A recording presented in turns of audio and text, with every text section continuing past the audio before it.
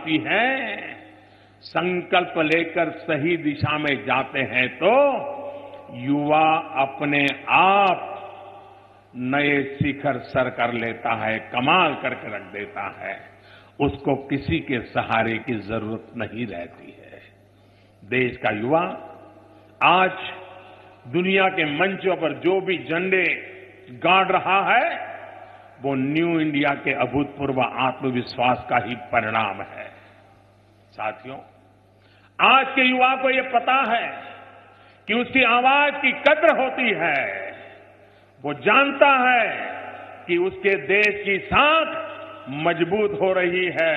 वो ये जानता है कि देश की आर्थिक और सामरिक हैसियत एक नई ऊंचाई पर है। उसको पता है कि उसकी सरकार हर परिस्थिति में उसके साथ खड़ी है। अगर मैं खेल की दुनिया का उदाहरण दूं तो हाल के दिनों में आपने भी भारत के शानदार प्रदर्शन पर खुशियां मनाई होगी। ये प्रदर्शन तो महत्वपूर्ण है ही, उसमें भी अहम है पॉजिटिव एटीट्यूड। आज वो राष्ट्रभक्ति की भावना को अभिव्यक्त करने से हिचकिचाता नहीं है। आलोचनाओं से बेपरवाह वो खुद को एक्सप्रेस करता है और इसका सीधा असर उसके हुनर, उसके प्रदर्शन पर देखा जा सकता है। साथियों, टैलेंट की तो देश में कभी कमी नहीं रही। विपरीत परिस्थितियों में भी अनगिनत प्रतिभाएं हमें गौरवान्वित करती रही है। हमारी सरकार ने माहौल को बेहतर बनाने को प्राथमिकता दी। एक उचित और ईमानदारी पारदर्शी व्यवस्था विकसित करने का प्रयास किया। हमारी सरकार इस दिशा में निरंतर प्रयत्नशील है और खुले विचारों के साथ निरंतर नई योजनाओं पर काम कर रही है। साथियों, इसी प्रकार महिलाओं के सशक्तिकरण के लिए महत्वपूर्ण प्रयास बीते 4.5 वर्षों में किए गए और ये वर्ष हम राजमाता विजयराजे सिंधिया जी की शताब्दी के वर्ष के रूप में मना रहे हैं। तब हमारी मातृशक्ति के योगदान का हम गौरवगान करते हैं, हम आगे बढ़ना चाहते हैं। ये सही है कि राजनीतिक विरोध के लिए कुछ लोग बेटी बचाओ बेटी पढ़ाओ जैसी पवित्र भावना का मजाक उड़ाते हैं, लेकिन दशकों से चल रही एक गलत सोच से समाज को मुक्त करने की तरफ हम बहुत आगे पहुंच चुके हैं। साथियों, जब सशक्तिकरण होता है तो सोच और धारणाएं अपने आप बदलने लगती हैं। यही रास्ता महिलाओं के लिए इस सरकार ने चुना है।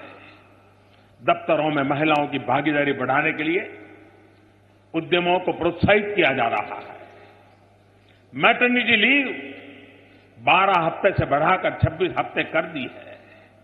छोटे उद्योगों से जुड़ी महिला उद्यमियों के लिए विशेष प्रावधान किए गए हैं।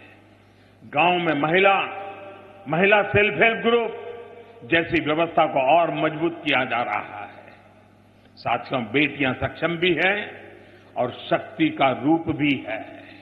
यही कारण है कि भारत के इतिहास में पहली बार सशस्त्र बलों में महिलाओं की एक व्यापक भागीदारी सुनिश्चित हो रही है। पहली बार बेटियां फाइटर प्लेन्स उड़ा रही है। साथियों, सशक्तिकरण की बात जब आती है तो देश में एक और बड़ा वर्ग है जिस पर ध्यान दिया जा रहा है। अपने अन्नदाता को हम नए भारत की नई ऊर्जा का वाहक बनाना चाहते हैं। किसानों को सशक्त करने के लिए हम इस दिशा में गंभीरता के साथ, बहुत ईमानदारी के साथ प्रयास किया जा रहा है। भाइयों और बहनों, जब हम किसानों की समस्या के समाधान की बात करते हैं तो पहले की सच्चाइयों को स्वीकार करना भी जरूरी है। खेती और किसान की स्थिति दशकों की लापरवाही और बेरुखी का परिणाम है। कारण ये रहा कि पहले जिनके पास किसान को संकट से बाहर निकालने का दायित्व था, उन्होंने शॉर्टकट ढूंढे, आसान रास्ते ढूंढे, चुनाव का सोचा। उन लोगों ने अन्नदाता को सिर्फ और सिर्फ मतदाता भर बना रखा था, अपनी मतपेटी भरने के लिए। हम अन्नदाता को ऊर्जादाता भी बनाना चाहते हैं।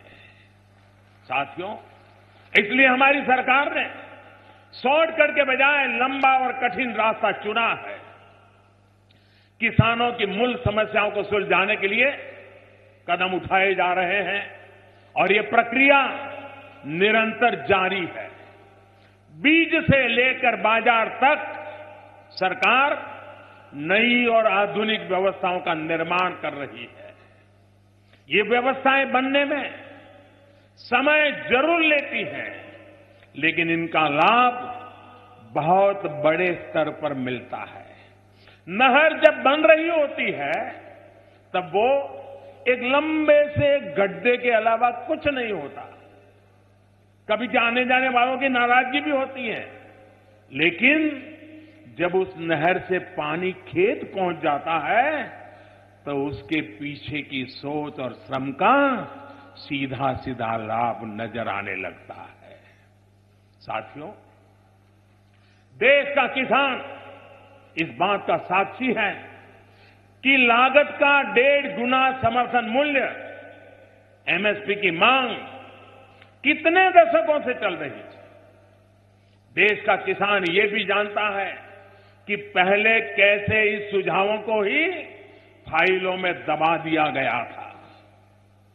ये भाजपा की सरकार है जिसने स्वामीनाथन आयोग की इस सिफारिश को न सिर्फ लागू किया, बल्कि हर संभव कोशिश रही है कि किसानों को लागत का 1.5 गुना एमएसपी मिले। इसमें अब भी जो अड़चनें आ रही हैं, उन्हें राज्य सरकारों के सहयोग से दूर करने का ईमानदारी से प्रयास भी किया जा रहा है। किसानों से अन्न अनाज की खरीद को लेकर हम कैसे गंभीरता से काम कर रहे हैं, इसका भी एक उदाहरण मैं आपको देना चाहता हूं। याद करिए, कुछ वर्ष पहले जब हम लोग आए, उसके पहले की बात कर रहा हूं, दाल की कीमतों को लेकर कितना हल्ला मचाया जाता था। अब कितने दिन हो गए आपको टीवी चैनलों पर ब्रेकिंग न्यूज दालों की कीमत के संबंध में कि दाल की कीमत 7वें आसमान पर है, ये ब्रेकिंग न्यूज देखने को नहीं मिलता है। यह बदलाव आया कैसे?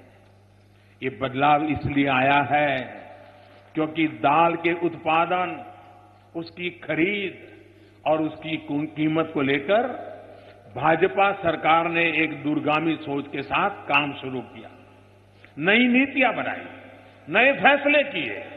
साथियों, पहले की सरकार ने अपने आखिरी के 5 वर्षों में, आप याद रखिए, अपने आखिर के 5 वर्षों में 7 लाख मैट्रिक टन दलहन और तिलहन की खरीद की। आप बताएंगे कितनी? कितना? 7 लाख टन उनके आखिरी 5 साल में। अब भाजपा का सरकार का आंकड़ा सुनेंगे, हमने 4-4.5 में क्या किया, हमने खरीद की है कितनी, सुनेंगे आप? याद रखेंगे? याद रखेंगे? याद रखेंगे? भाइयों और बहनों, हमने बीते 4.5 वर्षों में लगभग 95 लाख मैट्रिक टन, यानी लगभग 13-14 गुना से अधिक उपज हमने किसान से खरीदी है। ये है हमारे काम का तरीका। लेकिन मैं ये भी नहीं कहूंगा कि सारी समस्याएं दूर कर ली गई, ऐसा मैं नहीं कहता। साथियों, मुझे एहसास है कि अभी भी बहुत कुछ करना बाकी है। किसानों पर ऋण का भार भी है, और लागत भी निरंतर बढ़ रही है। लेकिन मैं इतना जरूर कहूंगा कि जितनी बड़ी चुनौतियां हैं उतने ही बड़े और ईमानदार हमारे प्रयास हैं। कोशिशों में हमने कोई कमी नहीं छोड़ी है और ये आगे भी जारी रहेगी। साल 2022 तक किसान अपनी आय दोगुनी करने के साधन जुटा सके, इसके लिए हम दिन रात जुटे हुए हैं। साथियों, विरोधी दलों के कुछ साथी ये आरोप लगाते हैं कि हमने सिर्फ नाम बदले हैं, योजनाएं तो वही पुरानी है। पता नहीं वो क्या कहना चाहते हैं। यहां तो कुछ लोगों को मुझसे यही शिकायत है कि हमने नाम नहीं बदले हैं।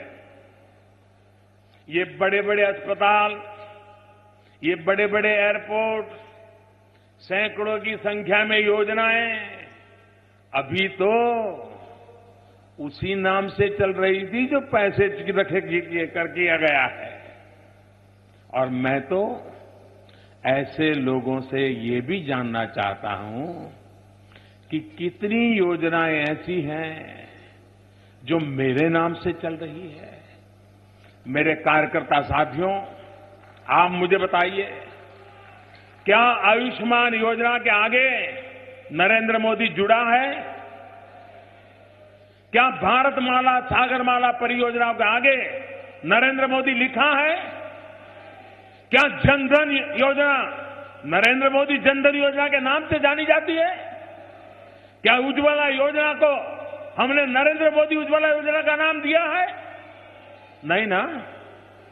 इसलिए है क्योंकि भारतीय जनता पार्टी में हमने पहले दिन से सिखाया जाता है, स्वयं से बड़ा दल और दल से बड़ा देश होता है। यही हमारे संस्कार है और यही हमारी प्रतिज्ञा है। भाई और बहनों, देश में सिलेंडर पहले भी मिलते थे, पासपोर्ट पहले भी बनते थे, ऑनलाइन रेल रिजर्वेशन पहले भी होता था, सड़कें भी पहले बनाई जाती थी, रेल पटरियां भी पहले बिछाई जाती थी, पुल भी बनते ही थे। लेकिन 4 साल में इन्हीं सब कार्यों में जो गति भाजपा सरकार ने दी है वह गति अभूतपूर्व है। लेकिन मैं ये दावा नहीं करता कि हमने सारे लक्ष्य हासिल कर लिए, सब कुछ कर लिया, ये मैं नहीं कहता हूं। अगर सब कुछ हासिल हो ही गया होता तो फिर मोदी की जरूरत ही क्या थी? मैं ये दावा नहीं करता कि मैंने सारी व्यवस्थाओं का कायाकल्प कर दिया है। हां, मैं ये जरूर दावा करता हूं और आज भी कर रहा हूं कि देश को आगे बढ़ाने में हमारी व्यवस्था में जो कमियां थी उसे दूर करने का हमने बहुत ईमानदारी से प्रयास किया है। मैंने दिन रात एक करके प्रयास किया है कि देश के लोगों का जीवन और आसान बने, देश के वंचितों, पीड़ितों, शोषितों, गरीबों को उनका अधिकार मिले। आप सोचिए, पहले की सरकार में जिस रफ्तार से हमारे देश में गरीबों के लिए घर बन रहे थे, अगर उसी रफ्तार से बनते रहते तो हर गरीब का अपना घर होने में कितना समय गुजर जाता। सोचिए कि जिस रफ्तार से पिछली परिवारवादी सरकार में हमारे गांवों तक बिजली पहुंच रही थी, अगर उसी रफ्तार से पहुंचती तो उन 18,000 से ज्यादा गांवों में रहने वालों को 10 साल और इंतजार करना पड़ता। जहां हमने बिजली पहुंचा दी है, सोचिए कि जिस रफ्तार से पहले के दलाली के युग में देश में शौचालय बन रहे थे, अगर वैसे ही बनते रहते तो हर घर में शौचालय होने में अगला दशक बीतने के बाद भी सवालिया निशान लटकता रहता। सोचिए कि जिस रफ्तार से पहले की असंवेदनशील सरकार में हमारे देश में गैस कनेक्शन दिए जा रहे थे, अगर वही रफ्तार होती, अनेक पीढ़ियां गुजर जाती, हर घर में गैस पहुंचाने का शायद सपना पूरा नहीं होता। सोचिए कि जितने बड़े पैमाने पर पहले की भ्रष्ट सरकार में सरकारी सब्सिडी का पैसा लीक हो रहा था, गलत हाथों में जा रहा था, अगर वैसे ही जाता रहता तो ईमानदार टैक्स पेयर की कितनी मेहनत ऐसे ही बर्बाद हो जाती, देश के काम नहीं आती। सोचिए कि जिस रफ्तार से सड़कें बन रही थी, जिस रफ्तार से रेलवे लाइनें बिछ रही थी, उनका विद्युतीकरण हो रहा था, अगर वैसे ही होता रहता तो देश कैसे आगे बढ़ पाता, कैसे 21वीं सदी के नई ऊंचाई पर पहुंच पाते। ये सारे काम, ये सारे प्रयास पहले भी हो रहे थे, लेकिन भारतीय जनता पार्टी की सरकार ने 2014 के बाद ऐसे हर काम को नई ऊर्जा दी, नई गति दी। वही लोग हैं, वही धरती है, वही आसमान है, वही समंदर है, लेकिन जमीन से आसमान तक बदलाव हो रहा है। 125 करोड़ भारतीयों का परिश्रम इसे मिलकर बदल रहा है। साथियों, अब देश की अर्थव्यवस्था अपनी डावाडोल स्थिति से बाहर निकलकर तेजी से पारदर्शी होने की तरफ बढ़ रही है। 2014 से पहले देश उस स्थिति में था जब ईमानदारी से टैक्स देने वालों की कमाई की बैंकों में अपनी मेहनत का पैसा जमाने करने वालों की कोई कदर नहीं रह गई थी। पब्लिक मनी प्राइवेट वेल्थ बन गया था और जिनके पास जनता के पैसे की रक्षा करने की जिम्मेदारी थी, वही जनता के पैसे को लुटाने में लगा हुआ था।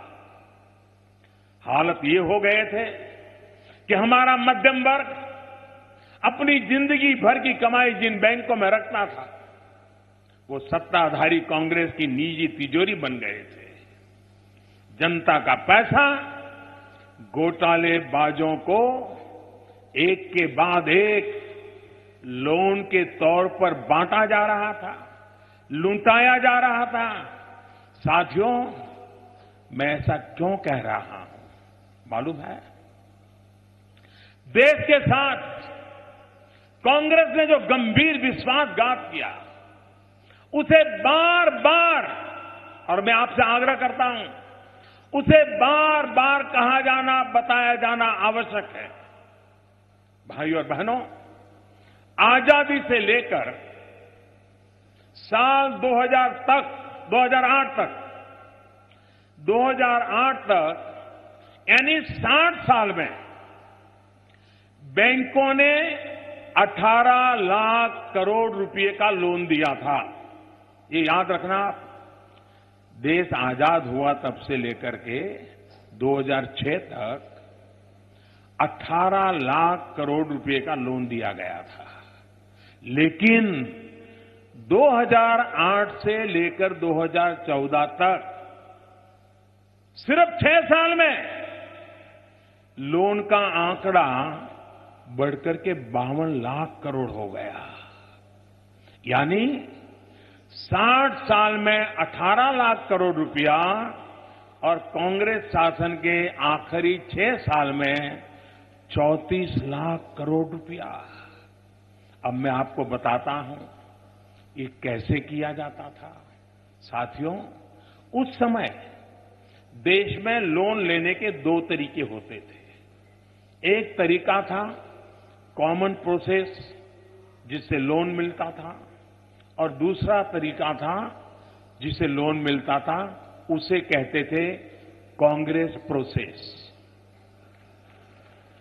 भाइयों और बहनों, कॉमन प्रोसेस में आप बैंक से लोन मांगते थे, जबकि कांग्रेस प्रोसेस में बैंकों को मजबूर किया जाता था अपने घोटालेबाज दोस्तों को लोन देने के लिए।